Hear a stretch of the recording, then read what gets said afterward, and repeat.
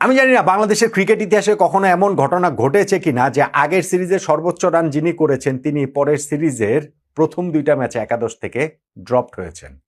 আমি জানি না আমাদের ওয়ানডে হিস্ট্রিতেই কখনো এই ঘটনা ঘটেছে কিনা, সর্বশেষ দুইটা ওয়ানডে ম্যাচে যিনি দলের টপ স্কোরার ছিলেন তিনি নেক্সট সিরিজের পরের দুইটা ওয়ানডে ম্যাচে একাদশেই নেই। সৌম্য সরকারের ক্ষেত্রে সেই ঘটনাটা ঘটেছে। আমরা লাস্ট ওয়ানডে খেলেছি গত অক্টোবর মাসে ওয়েস্ট ইন্ডিজের বিপক্ষে, সেইখানটাতে 3 ম্যাচে 140 রান সৌম্য সরকার করেছিলেন, অ্যাভারেজ ছিল 46.66। ওই 100-র বেশি রান সিরিজে কিন্তু আর কেউ করতে পারেননি, টপ স্কোরার সৌম্য সরকার ছিলেন। আপনি যদি লাস্ট ম্যাচটার কথা ধরেন, সেইখানটাতে সৌম্যর একটা 91 রানের ইনিংস ছিল, দলের সর্বোচ্চ।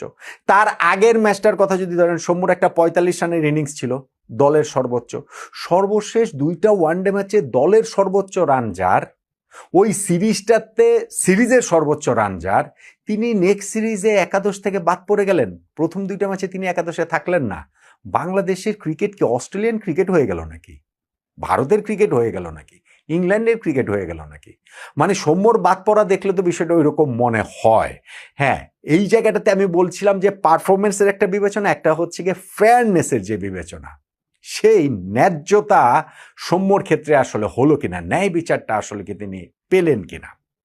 যদি আপনি ধরেন ফরম্যাটে, ইন্টারন্যাশনাল ফরম্যাটে এরকম রান করার পর নেক্সট সিরিজের প্রথম দুইটা ম্যাচে একাদশে না থাকাটা, এইটা আসলে অন্যায় হয়েছে সৌম্য সরকারের সাথে, এইখানটাতে কোনো ডাউট